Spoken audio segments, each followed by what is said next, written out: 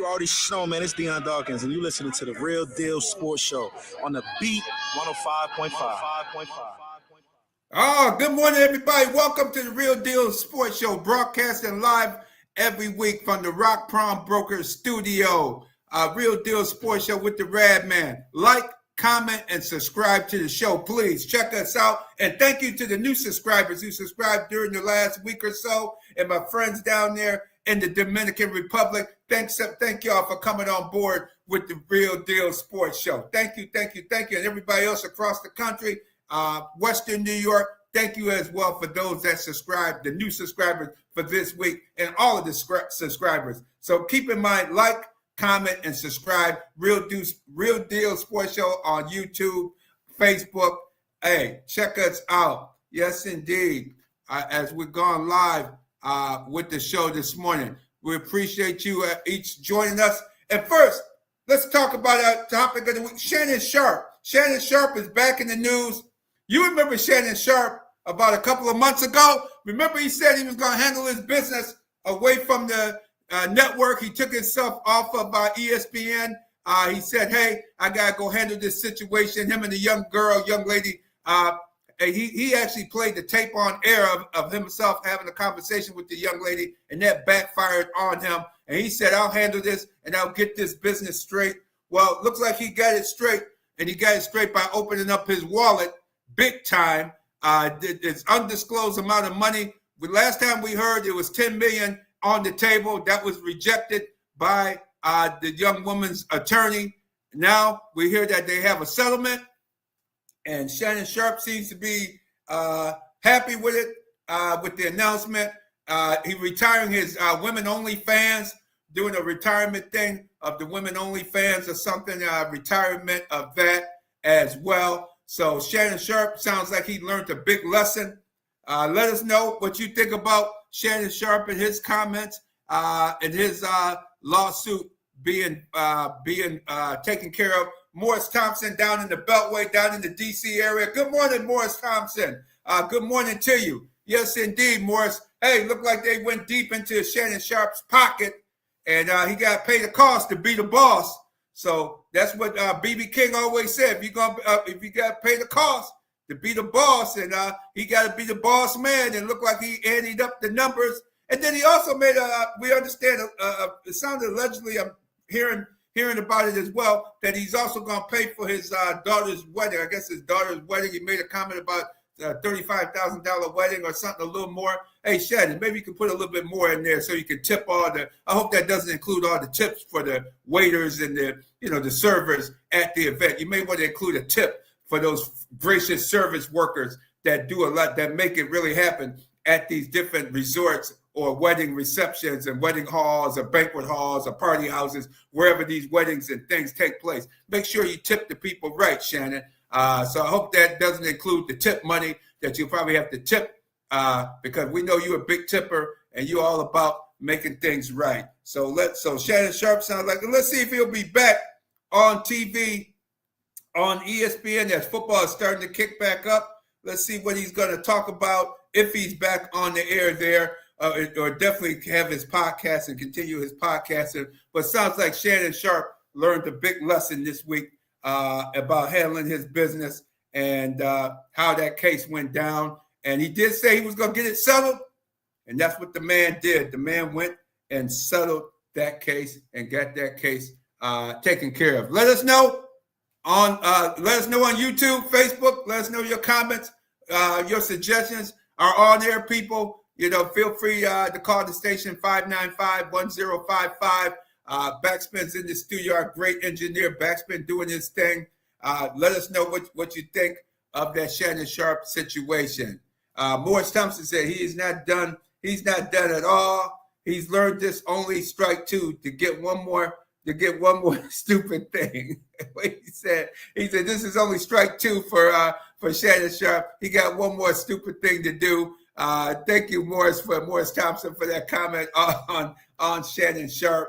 We'll see. Yes, indeed. We'll see if he learns his lesson and hopefully be able to become a better man and a better podcaster and a better because it's on air stuff is good. He's gotten good. I tell you one thing, Shannon Sharpe is a hell of a lot better with his questions and his sports now IQ, on air IQ, than a LaShawn McCoy or a Chase Daniels or a James Jones. Those guys were, man, they were in the rookie league, and they didn't make the cut over there at FS1, as we talked about last week, where they just fired all of those cats, and they expanded first. They expanded that from 3 p.m. to 6 p.m. And they're going to have guests come on that show a little bit more. For our friend Chris Broussard and Nick Wright and that crew, they still on. And, of course, Colin Cowherd is on from his noon to 3 time period. But Shannon Sharpe is a much better sports reporter than those cats that lost their gigs over there at FS1. So he definitely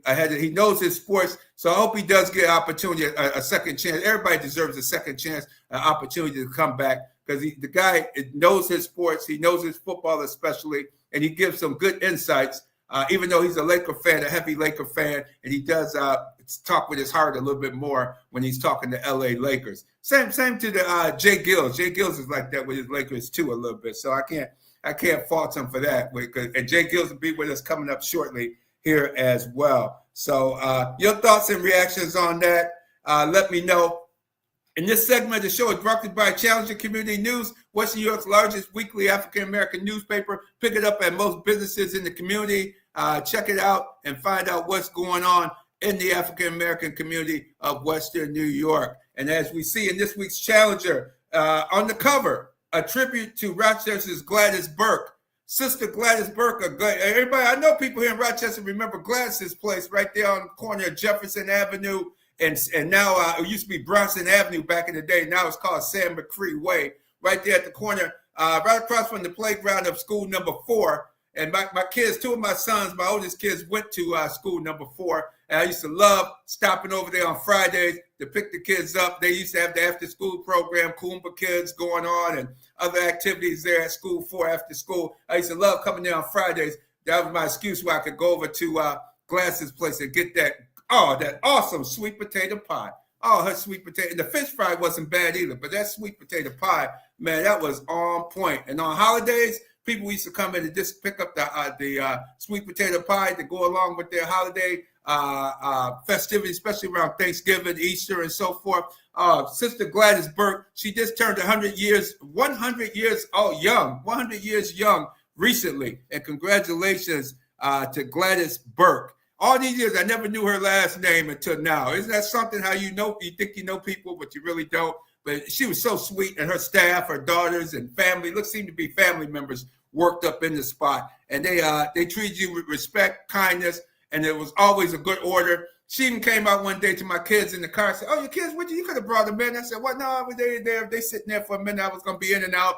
And she came out and gave them a little sweet potato pie, a little small little one for each of them for two of my 3 sons at the time. And we said, "Hey, you could always welcome to come on in." And it was always a great place in the neighborhood. Gladys Burke.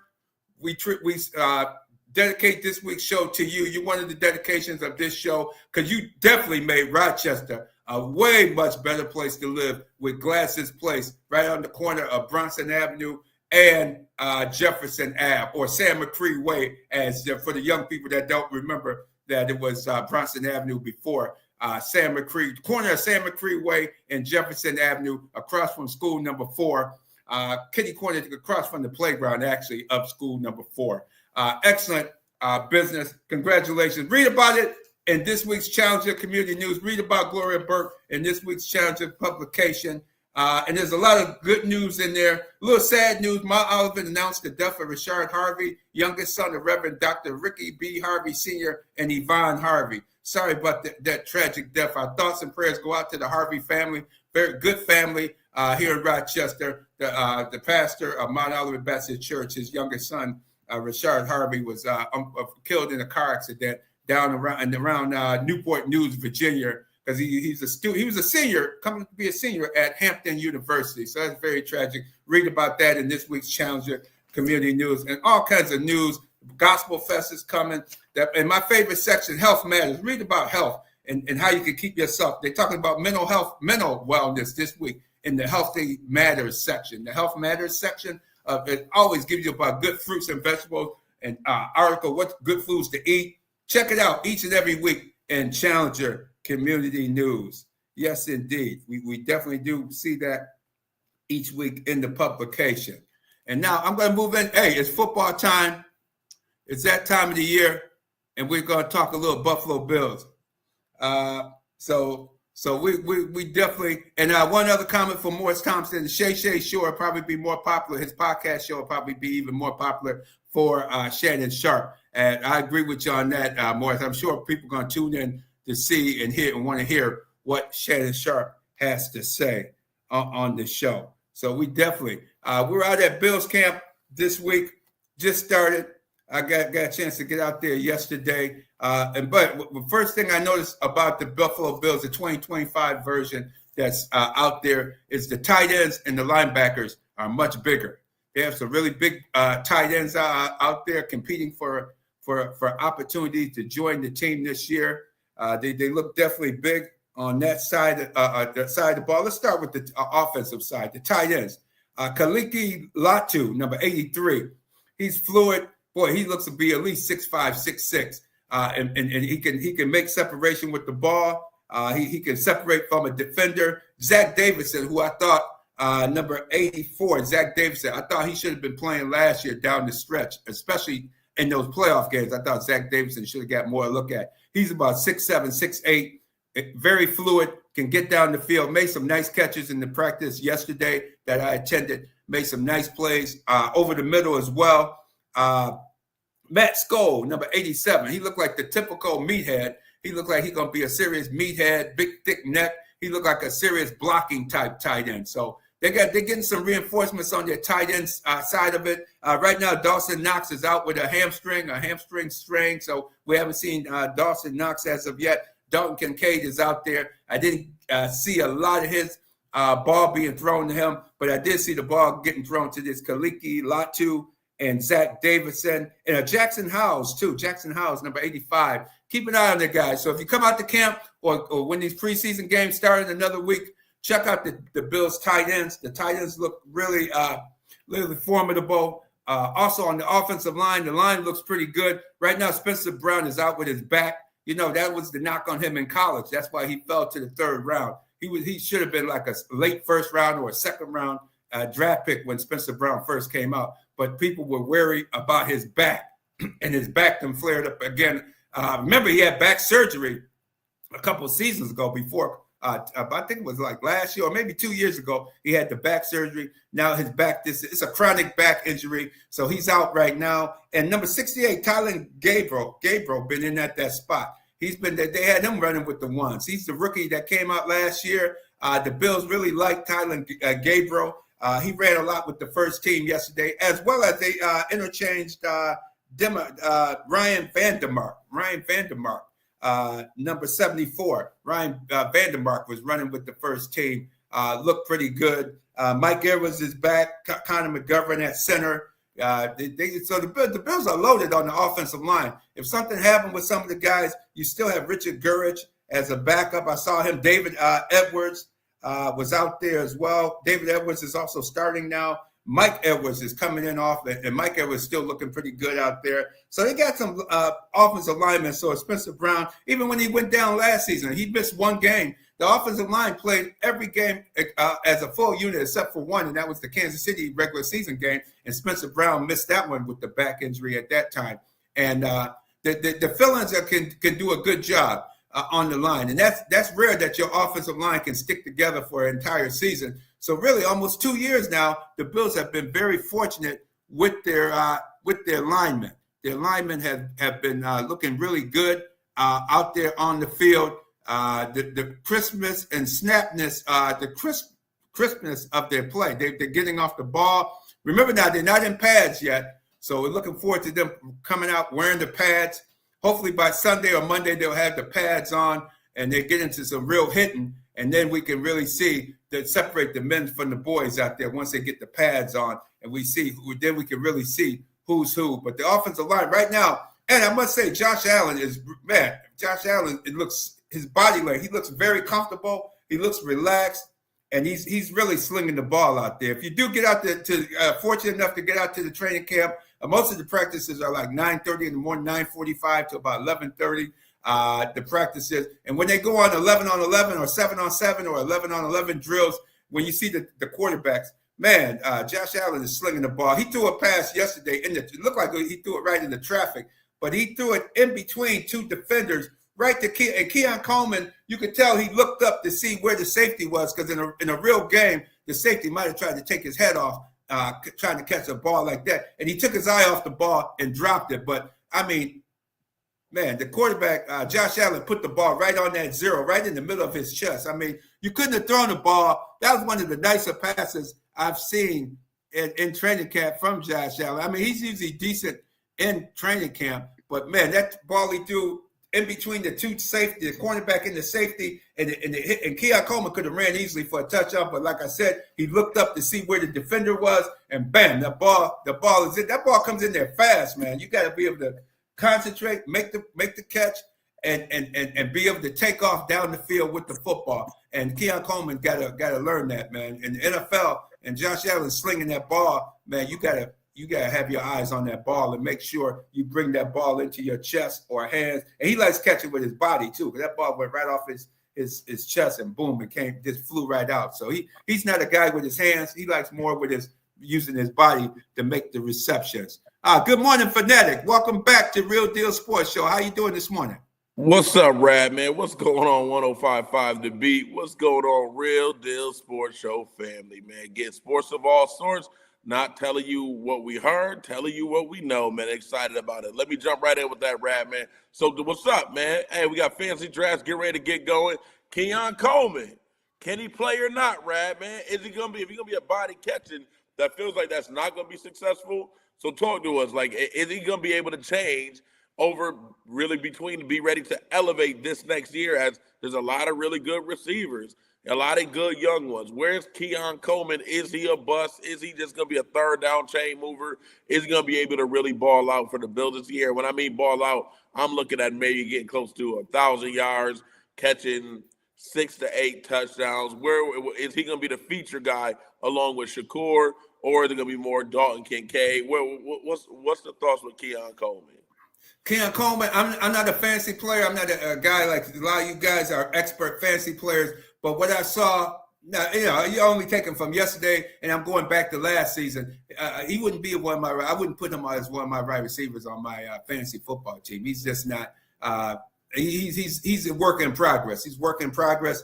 I think he's definitely in the mix. He's going to get his opportunities, but for him to seize those opportunities, that's going to be the key to it, because they weren't wearing pads yesterday. That's the thing that concerned me most. They weren't wearing pads, so they're not really hitting. Even though some people were hitting out there a little bit, but you can't. If you're not wearing pads, man, go ahead and make the catch, man. You can't take your eye off the ball to look to see where the defender is. And now in a real game, you better take a quick look and make sure you look back and grab that ball, because he could have easily, he would have had to make the catch and shift his body a little bit to keep from getting blown up. So Coleman, he's gonna be on the offensive side of the ball. There's some other guys that I like out there that I think is going to help the Bills. Tyrell Shavers, he always looks good. I just don't get why they don't give Tyrell Shavers number 80, that wide receiver. He had an excellent touchdown in the one game that he was featured in. I think it was an 80-yard touchdown pass or something. It was against New England toward the end of the season. I think it was the last game of the season, that game. He had a big touchdown in that game, Tyrell Shavers. He's tall. He's quick. Now, he could easily go across that middle, catch the ball, and slant and curve his body and quick enough. He has way more. He's way more developed than Keon Coleman is at this time, Fanatic. Elijah Moore is another guy I really like from that looked impressive out there yesterday, Fanatic. Your comments? Yeah. No, Elijah Moore, that's a name, but I know you told me that you got it from Mike Tomlin. When you see a player who looked talented but go from team to team to team, something's not right. Elijah Moore, he could have been featured. And last year on that sorry Browns team, where Jameis Winston was going to throw it to his team and the other team, he was throwing it about 40 times a game and got hot. Jerry Jeudy was the main one. Elijah Moore still didn't get his.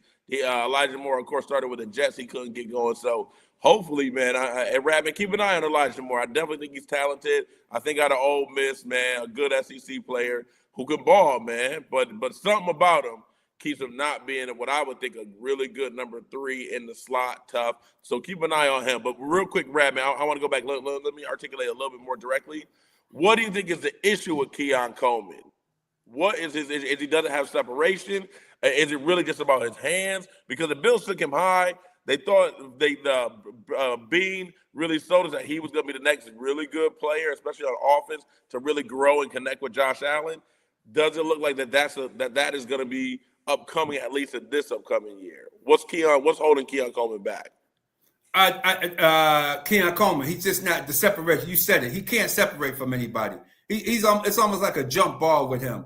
He lacks separation. It's almost, if you're throwing it to him, you got to throw almost the fade pass, something where if he doesn't catch it, it goes out of bounds as an incomplete pass, or something where he can jump and take it from the opponent, from the opposing defensive back. He lacks separation. And to tell you the truth, Fanatic, I really think, looking back on that draft, I think the Bills had another player in mind, but that player was taken before their turn, and he was their backup plan for the Bills to take. Because I don't see why you would focus on him. And they should have took the kid from Kansas City, the kid that Kansas City drafted when they were at their spot. Remember, the Bills decided not to pay. They didn't want to pay that first round money, so they got out of the first round and went into the second round. And they ended up picking Coleman at the beginning of the second round of the draft, where you pay a lot less money than you do for the first rounders. Not a whole lot, but the Bills were in cap hell the Bills were in cap hell last season, and they really didn't want to. So they were trying to be conservative on the draft and take guys that they was hoping. But I think they were hoping to take somebody else, and that player might have been taken. And they had to come up with Coleman. He was what they felt was their best option. But to me, his lack of separation, to me, Coleman, he seems like an undrafted free agent. I see undrafted free agent guys better than him, man. To tell you the truth, man. I mean, you got guys out there that's out there trying to ball out there. Josh Palmer, he's trying to play. They've been putting emphasizing him a little more too. Josh Palmer, they picked him up from the Chargers. He seems to be out there playing a little bit more on there. And the tight ends, of course, they really feature in the tight ends. Those guys, the tight ends are really the Kaliki Latu and Zach Davidson. Those two cats seem really that they could really push. Dawson Knox is out with the strained calf. He always hurt. That's your man's always hurt. You know what I told you, man. The man shouldn't even been drafted, man. He should have been under free agent. He definitely shouldn't have got a second contract. I don't know, maybe Josh Allen's buddy, baby. Yeah, being Josh Allen's next door neighbor or something, man, gave him some benefits or something. There's no way in hell he should have been a second contract even offered to that cat, man. Yeah. I don't know why Dawson Knox is even on the team, but other than that, Matt Skull, number 87. He's a big meathead type guy, tight end. You can see what he did for. He there to block. Yeah. He used to be with New England. He's slow, can't move really like that. He definitely is the meathead who's basically a glorified fullback going out on some routes who you're only throwing it to him as a desperate eighth option in your route concept. You saw him then. Yeah, that's a perfect. That's how he looked yesterday. I know you go get some cats from Rochester right now. Better than that dude, man. Come on, he don't need that spot. But Radman, you right on it as always, man. You're not telling us what you heard. You're telling us what we know. Keon Coleman, he was in that 24 draft with Caleb Williams, Jaden Daniels, Drake May, and then the receivers that went ahead: Marvin Harrison, Malik Neighbors, my man Roma Dunze, players like that. But I think who you're representing, who Kansas City took at that 28 spot, was Xavier Worthy. I think that's what you're thinking about. So exactly, Xavier Worthy. And then it was two other receivers. Ricky Pearsall, which is crazy again. That's the one who got shot directly last year and came back. So God bless him. And the one who I think is a really good dude. He's a great follow on social media. He reminded me of your family, Radman. Xavier Legette. out of South Carolina. He played for the Panthers. He talked openly about eating coon and how he's skinning the coon. Oh wow, he eats some wild stuff, man. And he said he got to get a pregame meal, that rice, peas, and some coon before the game. Get his body right, man. That boy can play, man. So look out for Xavier Legette. Yeah, they all were taken ahead of Keon Coleman. So that is, I think you're right, Radman. Xavier Worthy was the one. But tell Brandon B, if he see Kansas City calling him about anything, don't take that call. I don't care what they offer you. Don't take that call, man. Come on. Absolutely. Don't take the call, because your running backs, let's say James Cook was really good for somebody. So somebody that's on a contract dispute per se, he looks like he's ready to play. And he's even catching. He was making some nice catches out of the backfield yesterday. He's in game shape. He's ready to go.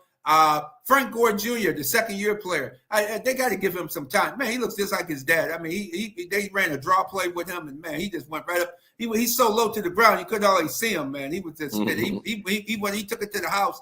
Very nice run, Frank Gore Jr. Darrington Evans. The Bills love Darrington Evans. They bring him back every year. You can see why he's another guy that can catch the ball out of the backfield, and he also can pass block. He was good on the pass protection. Ray Davis is in form already. Ty Johnson as well. Those guys are Reggie Gilliam. All those guys, they got a full house in the running back area. So it's going to be interesting to see the Cook situation. I have a feeling they might take care of him before the first game of the season. He might just do. What are they waiting on, Radman? Two things. What are they waiting on? And then talk to us. You've been in the game so long with this. How does it, when you talk about you are a team, but you got a lot of these cats got families, they got wives, they may have 2 wives, 2 girlfriends, kids. How does this affect the team atmosphere as you trying to come together? But your man might have it. He trying to get his money. Like, how does that affect the team cohesion and camaraderie of that when somebody trying to get their money like that? Like, who's a star like that? I think what it is, it shows them, they all know that, hey, man, this guy deserves to get paid. Hey, we got to work hard. But several of the guys have been paid. A lot of Khalil Shakir, you can see his leadership on the field. Matter of fact, Khalil Shakir, who just got a big contract during this offseason, his second contract, he's out there. Elijah Moore is working with him. You can see Khalil Shakir is taking Elijah Moore under his wing, and they worked after practice for almost a half hour after practice was over. They looked like they were running routes, and he was saying how he, you could tell how he does things, how things he can work on the field. So I think number 8 on defense, who's our line, Terrell Bernard, who changed his number to number 8. He's taking the leadership role. A lot of you guys who's gotten paid, they're taking the leadership role on the field. And I think you see these guys are coming together because they say, hey, if this guy got paid, let's listen to how you do things here in Buffalo. And you can see they seem like a very cohesive group, Fanatic, that these guys are becoming the leaders of the team, and they're leading on by example, showing you how do you earn that second contract with the Buffalo Bills. And I think that's why you haven't seen a really nasty situation like you've seen like with Washington, with the Commanders, with McLaurin not being paid over there, and he's sitting out at home rather than being there for the opening of the training camp season of the NFL season. Really, yeah. I think that's what it is. That's a great cohesive. That's a great difference. Great difference. So really, it's a case by case basis. Because that's a great analogy. Terry McLaurin, man, been a staple for the Commanders and the formerly known team that we I don't know if we did that. I know your man's the president want to bring him back, but we're gonna go there for another subject for a different day. But McLaurin, yeah, I love it. Yeah, so that seems to be a little bit more dissension with it versus I love that it seems like they coming around and they shouting out James Cook. I know we're gonna go to the defense. Hey, just tell us an update. How's our man the Snowman? How's Deion Dawkins? Snowman is there with his family. I got his kids there. He came over to me and the Mighty Oba. Me and the Mighty Oba were hanging out at practice yesterday talking. He came right over to us after practice, saying, good to see you. And I hadn't seen, last time I saw him, we were walking out to Louisiana Superdome right after the Super Bowl when we got a chance to talk. And I reminded him about the conversation. He started laughing. He said, oh, yeah, I do remember that.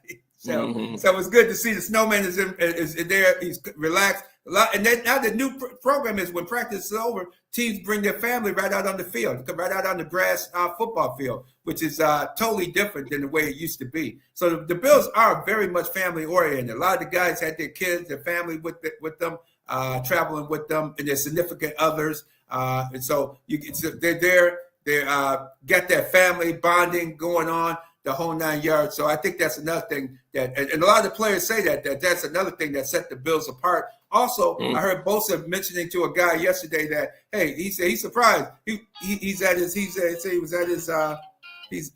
house, and that all of us he's at his apartment here in the Buffalo area, and he said player called him up and said, hey man, we going bowling, we going here, man. Why don't you come on hang? He said that didn't happen with the Chargers. He said, man, these guys want to hang out. They want to hang out after football, and that's really new to him. He said that's one of the big things that he's seen playing for the Buffalo Bills already, is that the guys call you and say, hey, man, we're ready to go do this, man. Why don't you come on and join? We'd love to have you join us. And then, so they're making it a family thing and having the guys, hang out with each other off the field, away from football, to get to know them. And he said that Bosa was saying that's totally new to him. And he said that's really the big difference so far he sees between the Bills and the Chargers and some of the other teams in the National Football League.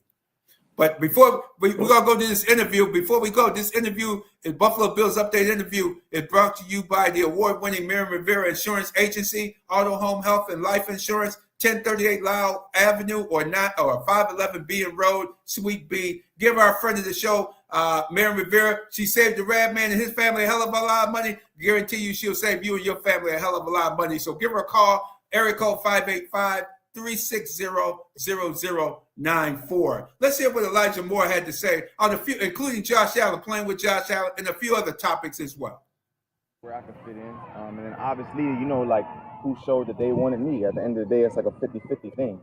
Of course, you want to be in the best position, but the team has to have a plan for you as well. And after things cleared up, the Bills were the most consistent, and I was just grateful that this opportunity even opened up, kind of like affect me, trying to get adjusted to other quarterbacks, and then maybe that guy getting hurt too, and then just the ramble of things kind of like affected me. Still a kid growing, becoming a man. So now since I've been through that 3-4 times, now I feel like it's just just be ready for whatever. It may be system, it may be God's gift, a little bit of both, right? But he's very precise, and I'm just grateful that I'm with the Bills. What do you see with working with Khalil Secure? How is it working with him?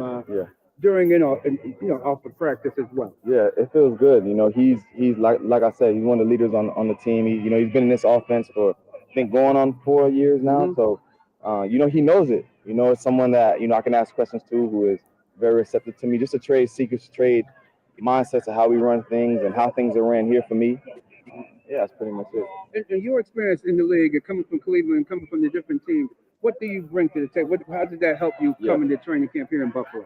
I've been in new offenses every single year since college, so, I would love to see what it's like for me to be in the same offense year after year after year and see what type of success I can help bring the team to as well.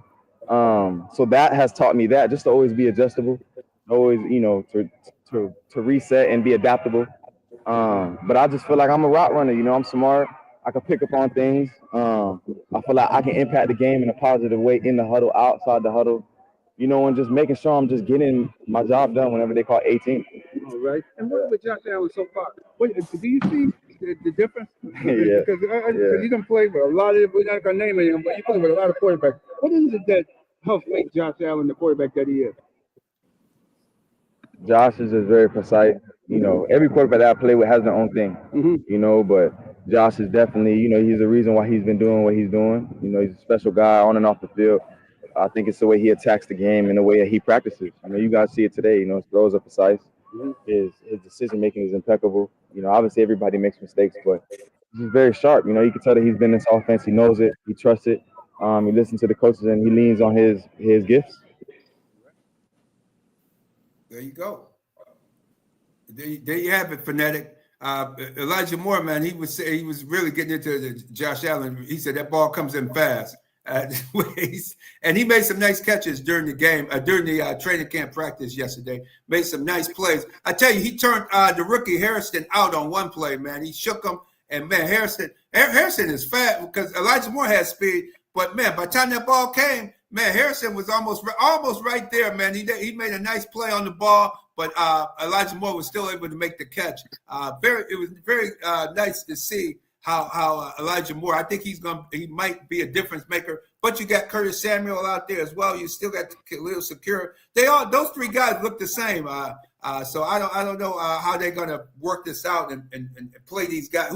Obviously Secure gonna be the starter in the slot. But who else is going to get that slot opportunity as well, Fanatic? That remains to be seen. Any comments on Elijah Moore's comments there? Of course, yeah, man. Yeah, hey, Elijah Moore coming out of Sunrise, Florida, Ole Miss running Rebels, crazy, man. When you think of, to me, the bigger thing is the thing about football, man. We talk about fantasy football. We wonder why Cat's not putting up stats, but it's the little things. My man said he been in the league again, the Jets, Browns, Buffalo. He said he been in a different system every year. Could you imagine that? Like every year you got to figure out the new verbiage, new words that go with it. Like, come on, man, that's tough, man. Yeah, how good could he be if he was in the same system for 2-3 years in a row, man? That continuity in the world of sports and in life is so powerful and so impactful on the outcomes that we're all looking for. So to me, it's going to be interesting, man. The Bills got a log jam. I was thinking earlier before the show, talking about like, man, will the Bills bring Amari Cooper back? But it looked like the Bills got a really full athletic, younger wide receiver room. And when you got the reigning MVP, he got to go up against Lamar and Pat Mahomes and my man LSU's finest Joey Burrow. Hey, man, if Josh can make lemonade like he did last year with the receiving core last year, he could definitely do it this year. Radman, I did want to ask, New England Patriots, they got Mac Hollins. Who do you think is going to fill that Mac Hollins, not the walking through the Ralph Wilson or Highmark Stadium with no shoes on? Who's going to take that just reliable, kind of even? I've seen Mac Hollins catch some deep balls. I've seen him catch some big third downs. Who do you think is going to step in this year? Again, it's early, but who do you project? Do you think will take into that Mac Hollins role for the Bills this year?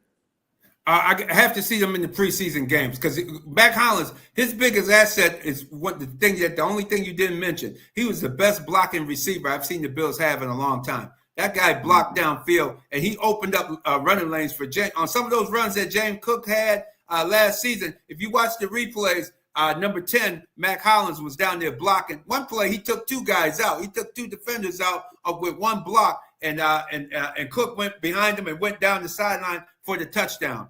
This guy was a great, excellent blocker downfield. The Bills were expecting him just for his blocking skills. They wasn't expecting the 5 touchdowns and the other receptions that he had. I was surprised they wasn't able to bring him back. But let's see if some of these guys, Elijah Moore, Curtis Samuel, if Curtis Samuel can stay on the doggone field. Dude always hurt, man. He is always hurt. Always something going on with that guy. Like turf toe. It's like turf toe. Yeah, and you know what? They said that last year that it's a chronic.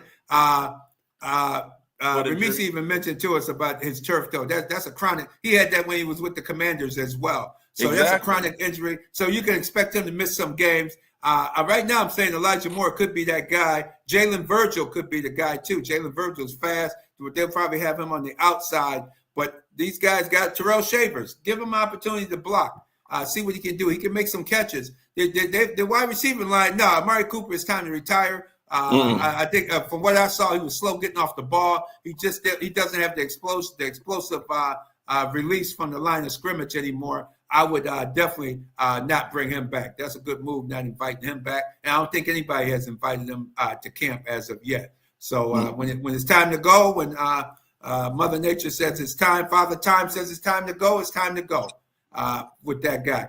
But the other side, I opened the show before you came on, Fanatic. I was saying the tight ends have gotten bigger, but on the defensive side, the linebackers have gotten bigger. I think the Bills finally getting the message, you need bigger linebackers. Terrell Bernard should not be your only linebacker, or you have Teron Johnson, number 7, who's been with us for many years, who got a renewal, got a big contract last year, got renewed. He can't be on the field all the time on third downs because teams are starting to run the ball on the Bills. you need 3 sturdy linebackers on the field, and I saw that a lot yesterday. They had 3 linebackers on the field, and Teron Johnson wasn't on the field as much as he was. Maybe it's only early training camp, but I think you're going to see this season the Bills go with 3 linebackers, true traditional linebackers, than having 2 linebackers and like a safety or a cornerback where Teron Johnson, that was his MO. He would come out there and cover because he's too small for some of these tight ends. These tight ends are big. One guy I like coming in, Keontae Jenkins. Watch for number 49, Keontae Jenkins, undrafted free agent out of Virginia Tech. He's big. He's physical. I like what I saw from him yesterday. Keep in mind, that's only one day. You got to build upon it and keep on growing with it. Joey Andreessen, I saw him. He seems to be growing into his own. And Dufai Ufoso, he's coming on as well. But they starting to get bigger with their linebackers, and Matt Milano, of course. You got to get bigger with your linebacker. But that Keontae Jenkins, I think, could be a key player in the linebacker room. On the defensive backside, one of my favorite guys on the corner, Jordan Hancock out of Ohio State. He made some big time plays in college, and he was making some plays yesterday. He seemed to be knowing most of the time where he's supposed to be. Because with rookies, you got to learn the system, and you got to figure out where he's supposed to be in McDermott's defense or Bobby Babbitt's defensive assignments. You got to know where you got to be. But I think Jordan Hancock, and I noticed the Bills, being the family that they are, when they started on defense, they started Tre'Davious White was on one side, Dane Jackson was on the other. And then as practice went on, then Harrison, the rookie, took over. And Harrison, he was beat on some plays, but he used his speed to get back. And he had a couple nice breakups, Fanatic. Harrison has some. He's definitely has a lot of speed. You can see that speed in action in front of us yesterday. Matter of fact, it was right in front of me and Mighty Oba. I mean, they were coming right at us. I said, man, he actually made up he got beat off the line, but he dropped back into coverage. And when he saw where the ball was coming, he was able to. And so expect Harrison he can only get better. Maxwell Harrison, the number 1 pick out of Kentucky. He's wearing number 31. Keep an eye on him. Keep an eye on number 37, Jordan Hancock. Those are two of the newer defensive guys who are playing at a high, who's starting to play already, that you should see play at a high level when the regular season starts. And number 9, Taylor Rapp, he done lost some weight. You can see he's slimmer. He done slimmed down a little bit. He had 3 interceptions in yesterday's practice. 2 of the 3 were just excellent play. And the third one was just a terrible throw by Josh Allen that he picked him up on that third one and took it to the house on that. But Taylor Rapp, he's slimmer. He looks faster already. He looks already a little bit faster that he can get to the ball. And then he was the best of all the defensive backs yesterday. I love it. So wait, look, that is, man, where y'all getting that information at? You get it from the Radman, man. He is on and letting you know position by position. I love it. I want to go again. I got the Louisiana ties here. My man Trey White, he's back. I love it. Real talk. How's he looking? Is he just light work right now? Is he going to be the way that you just painted it, ceremonial starter? All right, let's get the young fella in from Kentucky. Where is he? Should they move him to safety? What's the expectation for you personally, Radman, based on the significant injuries, the ACL, the Achilles, for our man, Louisiana's finest, LSU Tigers, Shreveport, Louisiana native for my man Trey White? What's the expectations? Oh, I think expectation. I wish they would think about moving him into a safety position, but I think he'll probably play one of the corners, maybe cover the third receiver on the opposing team. Depending on the situation, he's going to get some time, definitely. But I think it's Harrison's job eventually. Right now, they're just grooming Harrison to getting him ready for the regular season. Cole Bishop, we got to see what he's going to do on the back end. Daquan Hardy, we're waiting on Daquan Hardy to make a move to see what he's going to do. Jamarcus Ingram is more like a safety. On the other side, it was Christian Benford, not Dane Jackson, starting on that other side. Christian Benford looking good already. He's ready to go. The guys are getting in there. But the key is who's going to be the backups. Is it on that Couch? Is Couch going to make a move this year? Corey Couch or Daquan Hardy? They've been pushing Hardy a lot. Let's see if Hardy's going to be able to make it. He was on the practice squad for all of last season, had a strong training camp, but we didn't really see him in the regular season. Jordan Hancock, the kid out of Ohio State, is one of my favorite guys from college football, and the Bills picked him up. So I think Jordan Hancock you're going to see him play because he played in all the big games for Ohio State, and they won the national championship. He's just coming off a national championship win on that defense at Ohio State, and he had to cover that tough receiver in training in practice as well. That freshman phenom that Ohio State has with them. So Jordan Hancock, I think, keep an eye on 37, and also Daquan Hardy, number 25. Keep an eye on those two guys on the back end to see how they do. I think Hancock is going to be a good player for the Buffalo Bills for years to come. I like it. Yeah, it's going to be interesting with that, man. Yeah, the Bills, it's going to be interesting. I guess my thing on this is, Radman, I do look more macro level. What are you looking for in the preseason this year? Right now, we're looking. Are you thinking more like for the Bills? To me, you shouldn't need to see a whole lot of Josh Allen. Roll him out there, he'll be ready for game one. But is there, like Harrison, should he be playing 90% of the snaps so he can really see what it's like against the 1s, 2s, and 3s? What are you, Radman, looking for to help the Bills get to where we all want them to get to, which is to a Super Bowl and winning the chip? What do you think the Bills? What would you be looking for to be the focus for the Bills? Because I'm guessing one of the things that you always talk about is McDermott and pressurized moments. You're not going to get that in the preseason. You can't really mimic that. So no, what you do you can't. think in the preseason? Two big things, as Morris Thompson said, the Bills defense got to come through. You got to see who's going to be the key role players. Can Dwayne Carter come back from the wrist injury from last year and get back to where he was on that defensive line? The new guy, Deontay Walker, man, he's huge, man. Number 96, he's a second-round draft pick out of Kentucky. He's the heir apparent to Daquan Jones' spot. TJ Sanders, the second-round draft pick, he came in, he finally signed his contract. How are these guys going to play until Larry Ogunjobi comes back, and also the number 55 hat, when those two guys come back to the defensive line to help out the Bills? Those two guys are going to be suspended for the 6 games due to being suspended for steroids or whatever it is, illegal substances as they call it.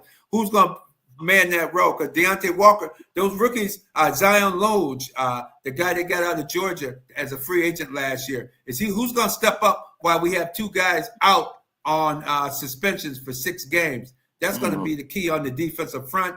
One note to keep an eye out: Dorian Williams, number 42, the linebacker. He was wearing a boot yesterday, and that didn't look good. First they kept saying it was an ankle sprain, but that boot, he's definitely in a boot right now. We probably won't see him for a while. Dorian Williams, who's going to replace Dorian Williams while he's out nursing? Look like a calf injury, or it could be an Achilles. Ankle is. They said ankle, but those can easily turn into Achilles. So it's the depth of the defense. You got to have good guys on defense. How they going to make it happen on the defensive front? You got to see who's going to step in the preseason, and also for those first 6 games before you can bring on the two veteran guys that you signed in free agency, both of them suspended for 6 games. I still don't get why Bean signed both of those guys, man.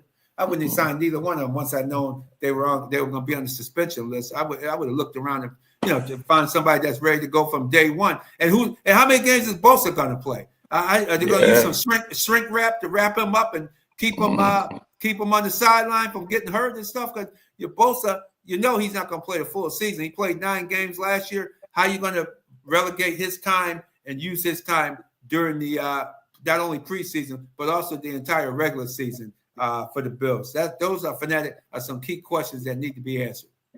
I love it. But lastly, I haven't given my prediction on the Bills as of yet. But just like one of the sports reporters commented on the Penn State football team. Penn State football team in college football, they're loaded.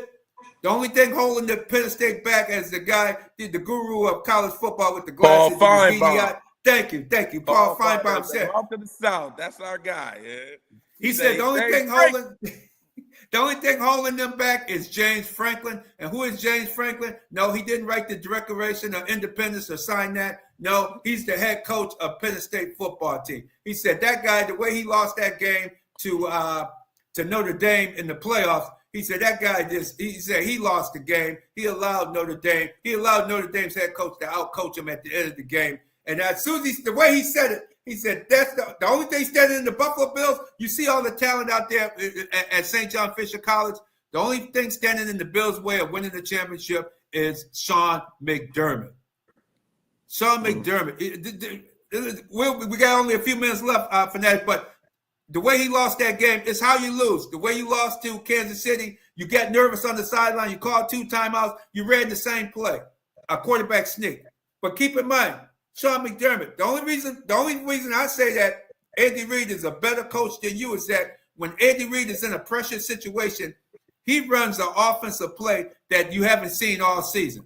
And that's what the Bills don't do. When you got to save some of your plays to that, when it's that final play, which it was 4th and inches, and you go run a play that nobody's seen before. That's the difference between Andy Reid and Sean McDermott and a hell of a lot of these other coaches in the National Football League. That guy always runs a play that you never seen before or used all season in that critical situation. So we're going to see if Sean McDermott going to throw up on himself again like he does in critical situations. But the Bills got the team. They're the team to beat. But Sean McDermott is in the doorway. You got to run him over, man. Step on, put some cleat marks on that cat to get out there and win the game. So we'll see as the season progresses and we get into those critical situations, Fanatic. No doubt. Hey, I'm going to go with 2 quick things. I know Bax about to hit us with the music. Hey, I'm interested. What's up with Miami, man? Tua saying Tyreek Hill got to regain trust. Hey, Buffalo, I know you got plenty of good receivers. I know we talked about it. Hey, man, I will keep an eye on that. Maybe trade a 5th, 4th round pick for Tyreek Hill for a year or 2. Man, wouldn't that elevate the Bills offense or my New England Patriots? Hey, I would love to see that. And then the second thing, I'm going on the Fanatic rant. Brian Cashman and the Yankees. I am sick of us allowing Brian Cashman to act like he's still a great GM. He living off of what he did in the 2000s, the late 90s, 2000s. They getting us as a Yankees fan. We needed Enyero Suarez, my man, third baseman out of the Arizona Cardinals, leading the NL and RBI, a home run masher, a really decent, above-average third baseman defensively, but can really hit that ball. The Yankees had to settle like we the Clippers or something or like we the Mets, and we had to settle for Ryan McMahon, like for the Colorado Rockies, and we celebrate garbage, man. That's not who we are. When I look at the Yankees lineup, center fielder Trent Grisham, nice guy, cool mustache, not an everyday player. I look at Anderson Volpe. He a good defender, but man, that man make a lot of errors. Can't hit his way out of a wet paper bag. He not an everyday shortstop. And definitely Eduardo Perez, our current third baseman. Feel bad for him with that dislocated ankle, but we getting beat left and right. And it's because of our team. And Brian Cashman sitting out here like we got some B-League squad for a third of our 9-man starting lineup every day. It's garbage. We are Aaron Judge is Barry Bonds in the modern day, and Brian Cashman is failing him, and everybody acting like it's just okay. We are the Yankees, man. Where's George Steinbrenner? The Steinbrenner family are, I almost cursed there, Radman. We on FCC Airways. That's right. Marshmallowy look like Charmin, look like the hotel toilet paper Cottonelle. They spend some money, spend the prospects. Who cares about these prospects? Half of them don't even work out. They look good. Get us the real players. Get us Suarez, not McMahon. Get us the top-end starter because my man Cole is out with the elbow. I'm sick of this as a Yankee fan. We got to be relegated to shopping up the clearance rack. We should be able to shop at Bloomingdale and it be all right. Come on, Yankees. Oh, I hear you, man. I hear you. A true Yankee fan. Your time is done. I'm out. That was brought to you by Advantage Federal Credit Union. Advantage, AFCU.org, auto loans, Visa cards, student loans, checking accounts, and much more. Advantage Federal Credit Union. Go check them out, everybody. $4.99 starting for a new car rate. So check them out. That was definitely a drop the mic moment right there, Fanatic. Yeah, I know my twin brother shares your sentiments and his wife as well. So, I'm a Yankee fan, but I'm not big into. I'm more of a football fan. I don't watch baseball until about late August, September. Ish, it's just too many games for me. You know what I mean? So, but I feel your pain, my brother. As a New Yorker, I feel your pain. back so it's all love. Hey, I can't wait for us to get back at our draft. And hey, college football starts in less than a month, baby. Next week, Radman.